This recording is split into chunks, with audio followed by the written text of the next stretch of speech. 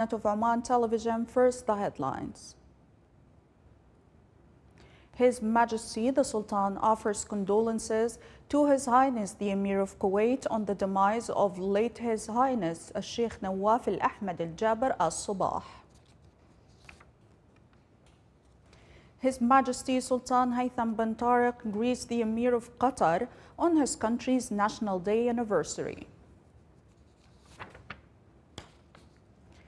And more than 100 dead in Jabalaya as a result of the Israeli occupation forces raids and bombing.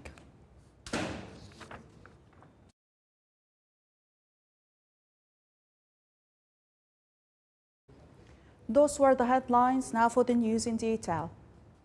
His Majesty Sultan Haytham bin Tariq offered condolences and sympathy to His Highness Sheikh Mish'al Al-Ahmad Al-Jaber Al-Sabah, Emir of Kuwait, and Al-Sabah family and the Kuwaiti people on the demise of the late Emir of the State of Kuwait, His Highness Sheikh Nawaf Al-Ahmad Al-Jaber Al-Sabah. During His Majesty's meeting with the Emir of Kuwait at the Emiri Airport in the State of Kuwait, he expressed his sorrow on the demise of the late Emir and prayed to Allah the Almighty to have mercy on his soul and grant him paradise, and for the current Emir of Kuwait, Al-Sabah family and the Kuwaiti people, patience to bear this immense loss. From his side, the Emir of Kuwait expressed his gratitude towards His Majesty the Sultan and his accompanying delegation for their sincere condolences and sympathy, praying to Allah the Almighty to protect His Majesty, grant him good health, and safeguard the Omani people from any harm.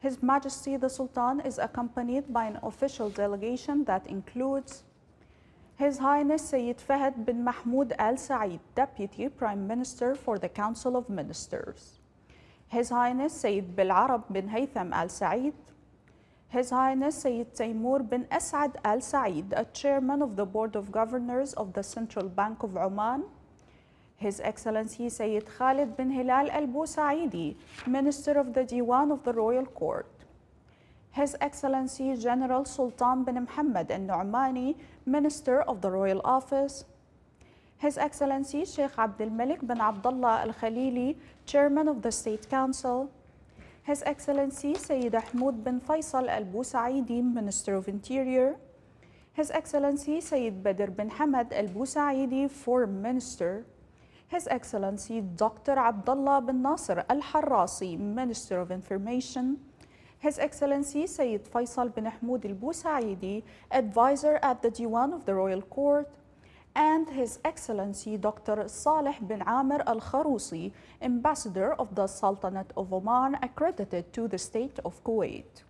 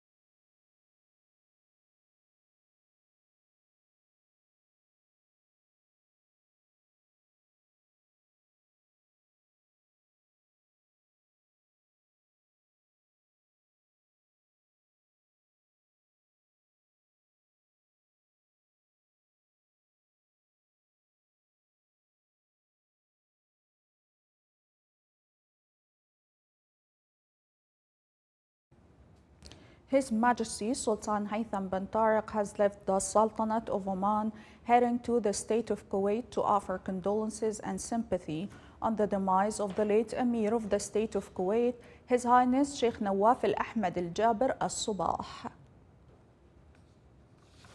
His Majesty Sultan Haytham bin Tariq has sent a cable of greetings to His Excellency President Abdel Fattah al-Sisi of Egypt on him being re-elected for a new presidential term.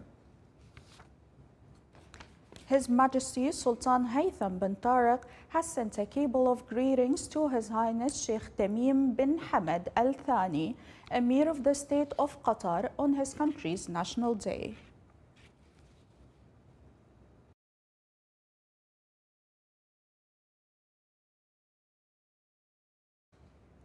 The state of Kuwait continues to receive those who want to offer their condolences on the demise of the late Emir of the state of Kuwait, His Highness Sheikh Nawaf al-Ahmad al-Jaber al-Sabah.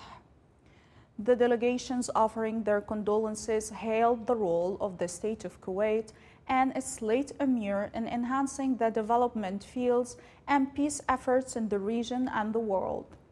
The Kuwaiti citizens also offered their condolences to His Highness Sheikh Mish'al al-Ahmad al-Jaber al-Sabah, Emir of Kuwait, on the demise of their late Sheikh Nawaf al-Ahmad al-Jaber al-Sabah, praying to Allah the Almighty to reward him for his contributions to his nation and the people in terms of peace, prosperity, and development, and praying to Allah the Almighty to grant success to the current Emir of Kuwait to lead his people towards further progress and prosperity.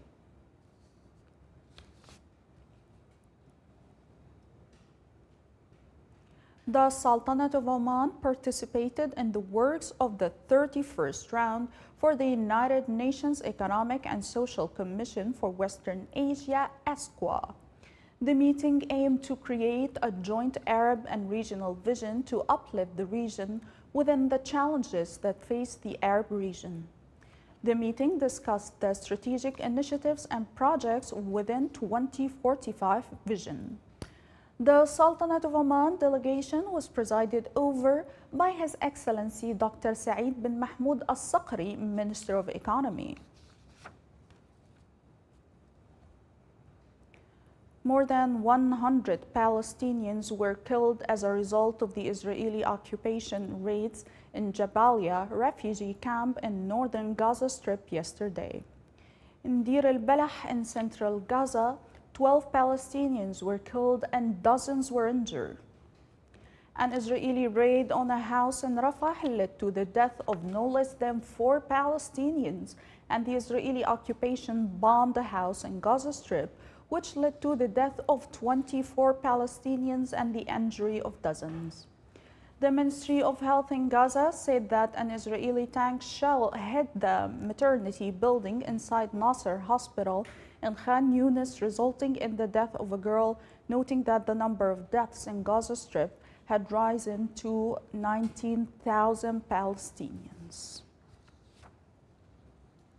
The Security Council is heading to vote on a proposal calling on Israel to allow aid to enter the Gaza Strip via land, sea, and air routes, and to establish a United Nations mechanism to monitor the delivery of the humanitarian aids. The draft resolution aims to establish United Nations monitoring mechanism in Gaza for aid delivered by land, sea, or aid provided by countries that are not parties to the conflict. United Nations officials and relief agencies have warned of a humanitarian catastrophe in Gaza, represented by famine and disease, with the majority of the Strip's 2.3 million residents being displaced from their homes during the 2-month-old war. The Council's decision requires the approval of at least 9 votes and no veto by the United States, France, China, Britain, or Russia.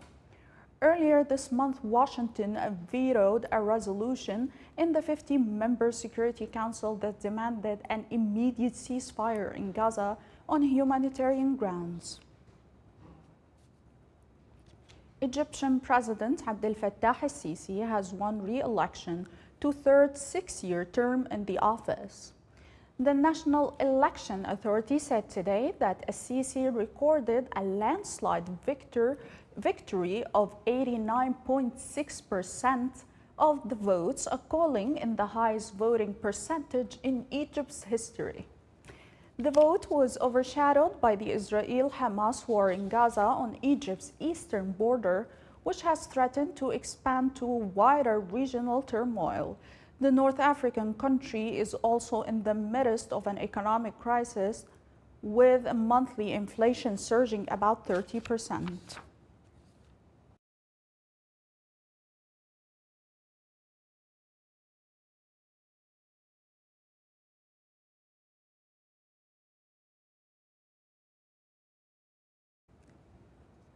The Russian Ministry of Defense said that forces killed about 100 Ukrainian soldiers towards South Donetsk during the past 24 hours.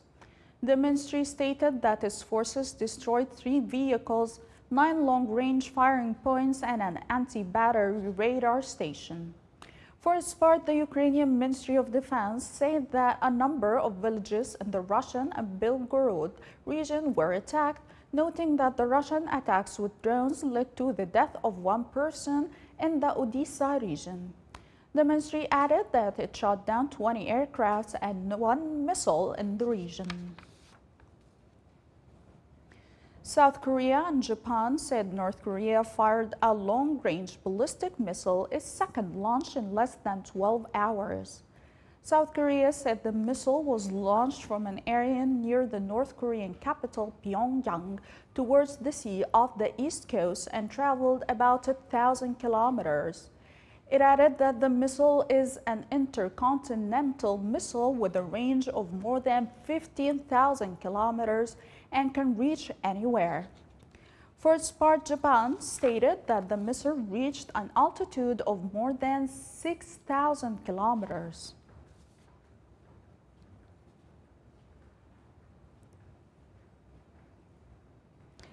The state of Qatar celebrates its National Day that falls on the 18th of December, rejoicing developments, achievements that covered social, political, and economic fields.